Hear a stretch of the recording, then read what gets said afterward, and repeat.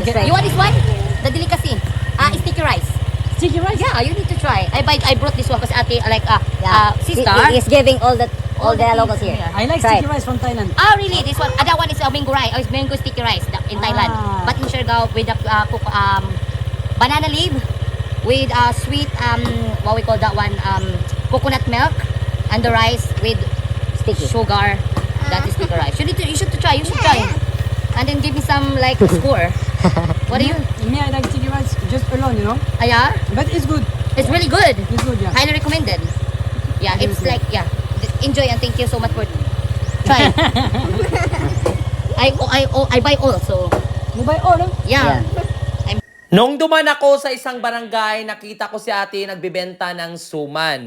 Sabi ko sa kanya, ubusin ko na lang para hindi na siya mapagod dahil ang init nga po ng panahon. Sabi ko, napakakuwang ko naman po ngayon dahil nabinta ko kagabi sa Chupapi. Siyempre gusto ko naman din i-share yung kita ko. Hoy, mo nagtala! Hindi po pinaghirapan po natin yung kita natin sa pagtutour guide. Kaya kung pagpapalain talaga ako ni Lord na yayaman ako, gusto ko talaga yung content na magagawin ko is giving and sharing. Kasi gusto ko po talagang ayun yung tumulong po. Kasi nga, alam mo yung tipong tao na pag mga nanggaling ka sa walang-wala, yun yung mga tipong tao na mas mabilis maka-appreciate sa mga bagay na mga maliit or gusto yung mga mahilig tumulong. Which is nga po, dahil yung background ko nga po is, alam mo, broken family ako. May dumaan na mga Chupapi dito at Pukikay, nagtatanong sila sa daan at ang sabi nila kung saan daw yung General Luna. Kasi nga malayo-layo na to sa General Luna at napakahirap to puntahan kasi nga papasok or tagong place. Sabi ko, doon na kayo tapos inupiran ko sila ng sticky rice or yung tinatawag na suman sa atin. Sabi ko nga sa kanila is napakasarap nito kasi nga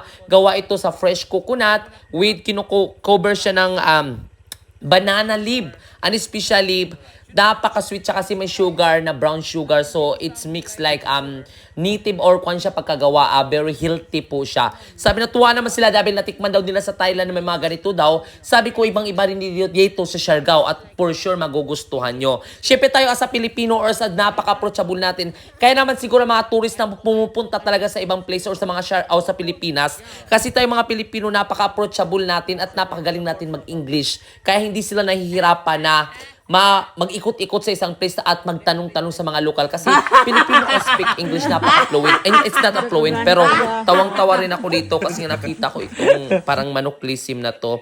Tapos miniro ako nakita yung bata na sumilip. Sabi ko gusto kong bigyan siya ng suman. Sabi ko nga siguro Lord kung magkakaroon man ako ng Chupapi na matanda or old Chupapilism, gusto ko po talaga ang kikitain ko to share to everyone kasi napakasarap po sa pakiramdam na makatulong sa iba kahit alam natin na enough lang yung money pero alam mo yung maliit man o malaki pero pag alam mong galing sa puso mo or galing sa galing sa buto mo of your heart ay napakasarap yan mga local mga binigyan ko.